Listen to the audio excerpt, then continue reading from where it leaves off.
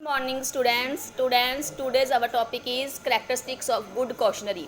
ਆਪਾਂ ਪੜ੍ਹਿਆ ਸੀ ਨਾ क्वेश्चंस मैथड भी एक गुड करैक्टरिस्टिक्स की होने चाहिए ने क्वेश्चनरी लिस्ट जो आप तैयार करते हैं उनके की करैक्टरिस्टिक्स होने चाहिए ने वैरी ईजी। पहली लैस इन नंबर क्वेश्चन के जोड़े है वो नंबर के लैस होने चाहिए ने small and clear. Third point relevant to the topic और टॉपिक के की है रिलीवेंट होने चाहिए ने टॉपिक के रिलेटेड होने चाहिए ने easy to understand. Proper sequence wise होने चाहिए ने प्रॉपर स्पेस जे आप क्वेश्चन का जो आंसर लिखना है तो प्रॉपर स्पेस होने चाहिए आंसरस लिखने लई। इन बिगनेस क्वेश्चन ज़्यादा इन बिगनेस क्वेश्चन नहीं पूछने चाहिए वो should not be include. Attractive questionnaire attractive होनी चाहिए है तो जो की है आंसर करने वाले वधिया लगे। ठीक है। No personal question should be include only objective question should be asked. Objective मतलब जोड़े ट्रू फॉल्स हो गए fill in the blanks MCQ। ठीक है। इस तरह की instruction should be given in the beginning of it starting की है इंस्ट्रक्शंस दस देना चाहिए ने। A request should be made to return it duly answered उन्होंने रिक्वेस्ट करनी चाहिए कि आंसर करके रिटर्न कर दें। तो पोलाइट सर्वे जोड़ा है इन्वेस्टिगेटर उनका जो सर्वे है वो पोलाइट होना चाहिए निमर सुभाव वाला होना चाहिए। Pre testing should be held नाल तो जिवें पहला भी दस्सिया सी मैं कि एक नाल प्री टेस्टिंग नाल की है हैल्ड करनी चाहिए है। एक क्वेश्चन पेपर सोल्व करके नाल करना चाहिए तो जो उन्होंने आइडिया हो जाए कि क्वेश्चन इस तरह के अटैम्प्ट करने चाहिए नहीं। जे तुसीं बुक्स लै लिया तो तुहाडी बुक्स दे विच प्रॉपर दस्सिया होया सारा कि क्वेश्चन पेपर किवें तैयार हुंदा है। जिवें इहदे च दस्सिया होया है देखो यस और नो वाले क्वेश्चन होने चाहिए ने। ठीक है। Multiple choice questions open find questions specific question sequence questions. जिवें आ देखो हुण एक क्वेश्चन पेपर तैयार किया होया है क्वेश्चन भी बना लगे आप भी ध्यान रखना है कि क्वेश्चन पेपर इस तरह का होना चाहिए कि उन्होंने लिखना भी घट तो घट पवे फटाफट ट्रू फॉल्स टिक मार वाले क्वेश्चन होने चाहिए ने। जिमें पर्सनल इन्फॉर्मेशन जिमें नेम हो गया डेट ऑफ बर्थ वो आप लिखेगा सैक्स यानी कि उन्होंने लिखना ना पवे मेल या फीमेल नाल ऑप्शन है मेल और फीमेल फटाफट टिक करनी है। ठीक है। मास स्क्योर्स इन SSC दे विच लैस दैन टिक करनी है। फादर्स नेम उनका ऑक्यूपेशन की है ऑप्शन दिते हुए ने टिक करनी है। फादर क्वालिफिकेशन टिक करनी है। एरिया ऑफ रेजिडेंट उन्होंने लिखने की लोड़ नहीं है कि अर्बन के रूरल के है ऑप्शन दो टिक करनी जो ईजली सोल्व कर दे टिक मार करनी ईजली होंगे ना इस तरह की। ठीक है। फादर मंथली इनकम नाल ऑप्शन देने हैं। ठीक है। इस तरह का क्वेश्चन पेपर जो तुम बुक्स लोगे बुक्स के सारा हैगा वै बाकी तुहानूं वीडियो के नज़र आ रहा होएगा। ठीक है। Where will you join the course आ कोर्स तुसीं किवें ज्वाइन किया कित्थों किया कित्थे किया। ठीक है। इस तरह के क्वेश्चनस जिमें सारा आ गया इंस्ट्रक्शन शुड इट बी बस। ठीक है। आ सारा दसा है how will you finance your education how should valuation be made how should admission be made ये सारा दसा ना भी तुहाडी एडमिशन है किवें होई सी बाय टेस्ट मैरिज या बाय एनी अदर्स। ठीक है। इस तरह का क्वेश्चन पेपर तैयार करने की लिस्ट दसी भी हम ईजी समझ आएगा ना कि इस तरह की लिस्ट बना के आपको भेजनी है जो आप सर्वे करना जो भी आप सर्वे करना है उनके अकॉर्डिंग इस तरह की लिस्ट बनानी है। ठीक है। हुण तुसीं जिहड़े मैं तुहानूं लैसन करवा रही हैं ये चंगी तरह हुणे समझ लो कर लो क्योंकि जिहड़ा तुहाडा प्रोजैक्ट बनना वै वो इन्हां लैसन के बेस से ही बनना है। तुसीं प्रोजैक्ट एवं बनाना वै कि तुसीं प्रोजैक्ट बनाने लगे प्राइमरी डाटा यूज़ करोगे या सैकेंडरी करोगे प्राइमरी यूज़ कर रहे हो तो किहड़ा मैथड अडॉप्ट कर रहे हो तुहाडा मैं तुहानूं एक प्रोजैक्ट देना वै तुहाडा 20 मार्क्स का वै। ठीक है। ये सी तुहाडा प्राइमरी डाटा कंप्लीट हो गया। हुण कलैक्शन ऑफ सैकेंडरी डाटा के थ्रू आप डाटा किवें कलैक्ट कर सकते हैं। देखो इनके अंदर आप पॉइंट्स पढ़ांगे government publication semi government publication international publication report of committee and commission publication by trade and business association newspaper magazine private publication research institute and scholars. ये मैथड्स ने जिन्हों के थ्रू जिन आप सैकेंडरी डाटा के through की जोड़ा भी data की है कलैक्ट कर सकते हैं। हुण जिवें देखो पहला पॉइंट पढ़ते हैं हुण आपां पब्लिक जोड़ा हुंदा वै सोर्सिस ऑफ सैकेंडरी डाटा ने दो सोर्सिस होंदे ने एक हुंदा पब्लिश्ड सोर्सिस एक हुंदा वै अनपब्लिश्ड सोर्सिस। पब्लिश सोर्सिस मतलब जोड़ा डाटा पब्लिश्ड है पब्लिश किया होया वै किते ना किते आपनूं मिल जूगा क्योंकि पब्लिश होया सीगा वो प्रिंट होया सीगा। ठीक है। वो आप सारा पढ़ांगे किवें अनपब्लिश हुंदा वै कि जोड़ा डाटा रिटन दे विच नहीं है पर वो किसी ने इकट्ठा किया होया वै तो आप उन्होंने अपनी सर्वे के अकॉर्डिंग अपने परपज़ के अकॉर्डिंग अपने ऑब्जैक्टिव के अकॉर्डिंग यूज़ कर रहे हैं। क्लीयर। हुण जिमें कि पब्लिश सोर्सिस खड़े हो गए इनके अंडर आ जाएगा जिमें कि international national government semi government private corporate bodies trade association expert committee commission report research reports they collect the statistical datas. ये अलग अलग की है फॉर्म के अलग अलग फील्ड्स के की है डाटा कलैक्ट करते हैं लाइक नैशनल इनकम कितनी है ਸਾਡੀ ਪੋਪੂਲੇਸ਼ਨ ਕਿੰਨੀ ਹੈ, ਪ੍ਰਾइस इंक्रीज़ हो रही ने ਜਾਂ डिक्रीज़ हो रही ने, ਇੰਪਲਾਈਮੈਂਟ, ਵੇਜਿਸ, ਇੰਪੋਰਟ, ਐਕਸਪੋਰਟ ਇਸੈਕਟਰਾ। ਇਹ ਜਿਹੜੇ ਵੀ ਹੈਗੇ ਨੇ ਨੈਸ਼ਨਲ ਜਾਂ ਗੌਰਮੈਂਟ, ਸੈਮੀ ਗੌਰਮੈਂਟਸ ਹੋ ਗਿਆ, ਪ੍ਰਾਈਵੇਟ ਇੰਸਟੀਚਿਊਟਸ ਹੋ ਗਈਆਂ, ਇਹ ਸਾਰਾ ਡਾਟਾ ਕਲੈਕਟ ਕਰਦੀਆਂ ਨੇ ਤੇ ਇਹਨੂੰ ਬਾਅਦ ਵਿੱਚ ਕੀ ਕਰਦੇ ਨੇ, ਪਬਲਿਸ਼ ਕਰਦੀਆਂ ਨੇ, ਜਿਹਨੂੰ ਆਪਾਂ ਆਪਣੇ ਸਰਵੇ ਦੇ ਅਕੋਰਡਿੰਗ ਕੀ ਹੈ ਯੂਜ਼ ਕਰਦੀਆਂ। ਹੁਣ ਕਿਵੇਂ, ਇਹ ਕੀ ਹੈ ਪੁਆਇੰਟਸ ਆਉਣਗੇ ਹੁਣ ਅੱਗੇ। ਜਿਵੇਂ ਗਵਰਨਮੈਂਟ ਪਬਲੀਕੇਸ਼ਨ ਦੇ ਅੰਦਰ ਕੀ ਆ ਜਾਊਗਾ, ministry and department of various ministry India and states. ਇਹ ਕੀ ਇਹਨਾਂ ਦਾ ਕੰਮ ਕੀ ਹੁੰਦਾ ਵੈ, ਜਿਹੜੀਆਂ ਹੋ ਗਈਆਂ ਆਪਣੇ ਹੋ ਗਏ ministry department of various the ministry of India ਜਾਂ ਸਟੇਟ ਪਬਲਿਸ਼।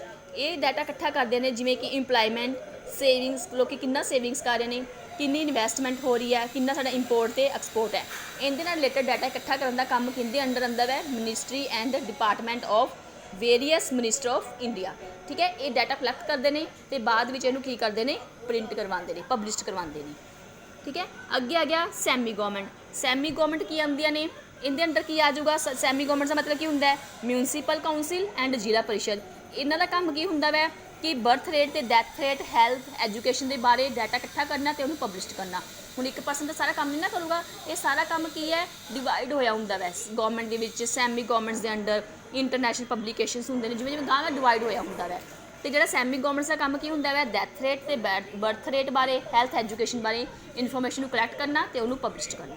ਠੀਕ ਹੈ, ਦੇਖ ਰਹੇ ਨਾ ਇਕਨੋਮਿਕਸ ਕਿੰਨੀ ਮਤਲਬ ਕਿ ਨੌਲੇਜ ਵਾਲੀ ਚੀਜ਼ ਹੈ। ਹੁਣ ਤੁਹਾਨੂੰ ਪਤਾ ਲੱਗ ਰਿਹਾ ਸਾਰਾ ਕਿ ਡੈਥ ਰੇਟ ਬਾਰੇ, ਬਰਥ ਰੇਟ ਬਾਰੇ, ਹੈਲਥ ਐਜੂਕੇਸ਼ਨ ਬਾਰੇ ਜਾਂ wages, savings, investment, national income ਬਾਰੇ ਡਾਟਾ ਕੌਣ ਕਲੈਕਟ ਕਰਦਾ ਤੇ ਕੌਣ ਪਬਲਿਸ਼ ਕਰਦਾ। ਜੇ ਤੁਸੀਂ ਨਹੀਂ ਪੜ੍ਹੋਗੇ ਤੁਹਾਨੂੰ ਪਤਾ ਹੀ ਨਹੀਂ ਲੱਗੇਗਾ। ਪਰ ਆਪ ਨੂੰ ਕੀ ਹੈ, ਆਪਣੀ ਜਨਰਲ ਲਾਈਫ ਦੇ ਵਿੱਚ ਆਪ ਨੂੰ ਇੰਨੀ ਕੁ ਨੌਲੇਜ ਤਾਂ ਹੋਣੀ ਚਾਹੀਦੀ ਹੈ। ਇਹ ਸਭ ਕੁਝ ਤੁਹਾਨੂੰ ਸਿਰਫ ਇਕਨੋਮਿਕਸ ਤੋਂ ਹੀ ਮਿਲੂਗਾ, ਕਿਸੇ ਹੋਰ ਸਬਜੈਕਟ ਤੋਂ ਨਹੀਂ। ਅੱਗੇ ਇੰਟਰਨੈਸ਼ਨਲ ਪਬਲੀਕੇਸ਼ਨ, ਇੰਟਰਨੈਸ਼ਨਲ ਦੇ ਜਿੱਥੇ ਇੰਟਰਨੈਸ਼ਨਲ ਦੀ ਗੱਲ, ਹਾਂਜੀ ਜਿੱਥੇ ਵੀ ਇੰਟਰਨੈਸ਼ਨਲ ਦੀ ਗੱਲ ਹੋ ਰਹੀ ਹੈ ਉੱਥੇ IMF ਤੇ WTO ਕੀ ਆ ਗਿਆ, world trade organisation, world bank ਆ ਗਿਆ, IMF ਮਤਲਬ ਇੰਟਰਨੈਸ਼ਨਲ ਮੋਨਿਟਰੀ ਫੰਡ। ਠੀਕ ਹੈ, ਇਹਨਾਂ ਦਾ ਕੰਮ ਕੀ ਹੁੰਦਾ ਵੈ, WHO ਆ ਗਿਆ, ਇਸੈਕਟਰਾ। WHO ਕੀ ਆ ਗਿਆ,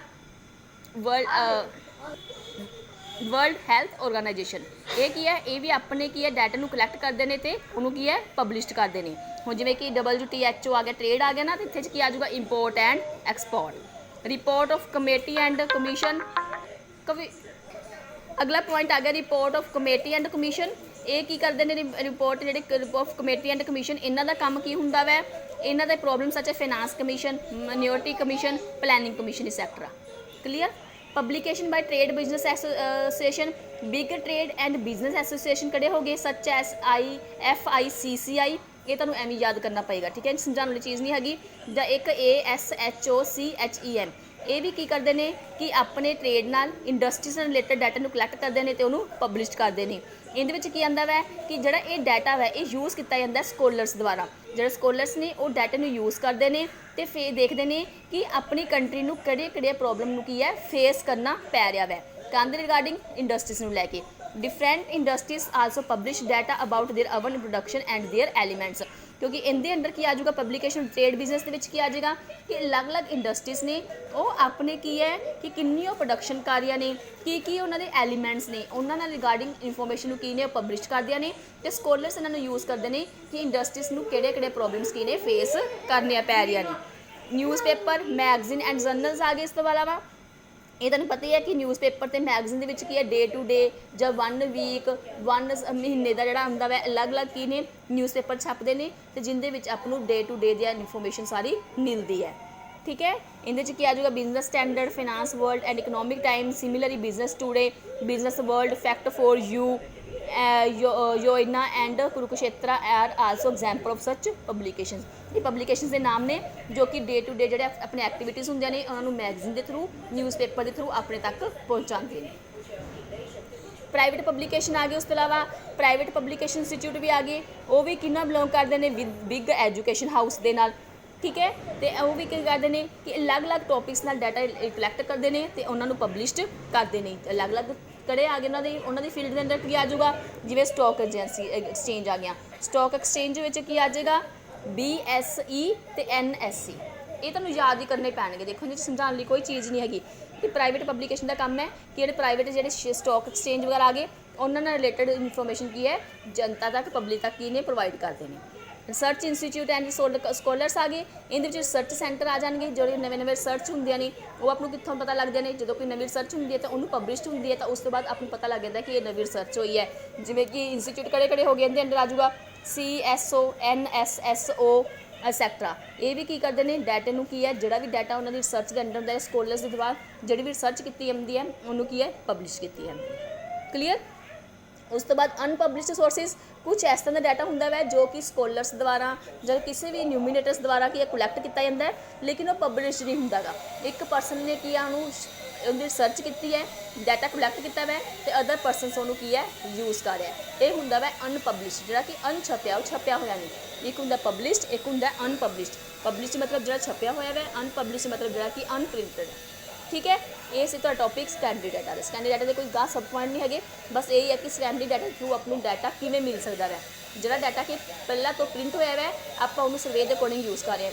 ਜਿਵੇਂ ਤੁਸੀਂ ਦੇਖ ਲਿਆ ਕਿ ਡੈਥ ਰੇਟ ਕਿੰਨੀ ਸੀ, ਬਰਥ ਰੇਟ ਕਿੰਨੀ ਸੀ, ਇਹ ਤਾਂ ਪਹਿਲਾਂ ਤੋਂ ਜੇ ਪ੍ਰਿੰਟ ਹੋਈ ਹੈ, ਪਹਿਲਾਂ ਤੋਂ ਡਾਟਾ ਕਿਸੇ ਨੇ ਕਲੈਕਟ ਕੀਤਾ ਹੈ, ਉਹਦੇ ਅੰਕੜੇ ਆਪਾਂ ਬੁੱਕਸ ਤੋਂ, ਨਿਊਜ਼ਪੇਪਰ ਤੋਂ, ਮੈਗਜ਼ੀਨ ਤੋਂ, ਟੈਲੀਵਿਜ਼ਨ ਤੋਂ, ਨੈੱਟ ਤੋਂ ਕਿਤੇ ਵੀ ਕਲੈਕਟ ਕਰਾਂਗੇ ਤੇ ਆਪਣਾ ਕੀ ਹੈ, ਸਰਵੇ ਦੇ ਅਕੋਰਡਿੰਗ ਆਪਾਂ ਆਪਣਾ ਆਬਜੈਕਟਿਵ ਕੀ ਹੈ, ਅਚੀਵ ਕਰਾਂਗੇ। ਠੀਕ ਹੈ, ਇਹ ਹੁੰਦਾ ਸੈਕੰਡਰੀ ਡਾਟਾ। ਇਸ ਤੋਂ ਬਾਅਦ ਹੁਣ ਆਪਾਂ ਕੱਲ ਨਵਾਂ ਚੈਪਟਰ ਸ਼ੁਰੂ ਕਰਾਂਗੇ। ਈਜ਼ੀ ਸੀ ਨਾ ਚੈਪਟਰ ਵਾਲਾ, ਇਹ ਚੈਪਟਰ ਈਜ਼ੀ ਵੀ ਸੀ ਤੇ ਇੰਟਰਸਟਿੰਗ ਵੀ ਸੀਗਾ। ਠੀਕ ਹੈ, ਇਹ ਚੈਪਟਰ ਤੁਸੀਂ ਧਿਆਨ ਨਾਲ ਪੜ੍ਹਨੇ ਹੈ ਕਿਉਂਕਿ ਤੁਹਾਡਾ ਜਿਹੜਾ ਪ੍ਰੋਜੈਕਟ ਬਣਾਉਣਾ ਹੈ ਉਹ ਇਹਨਾਂ ਲੈਸਨ ਦੇ ਬੇਸ ਤੇ ਹੀ ਤਿਆਰ ਹੋਏਗਾ। ਕਲੀਅਰ। ਬਾਕੀ ਜੇ ਕਿਸੇ ਨੂੰ ਨਹੀਂ ਸਮਝ ਲੱਗੀ ਹੋਊਗੀ ਤਾਂ ਮੈਨੂੰ ਪਰਸਨਲੀ ਮੈਸੇਜ ਕਰਕੇ ਪੁੱਛ ਲਿਓ।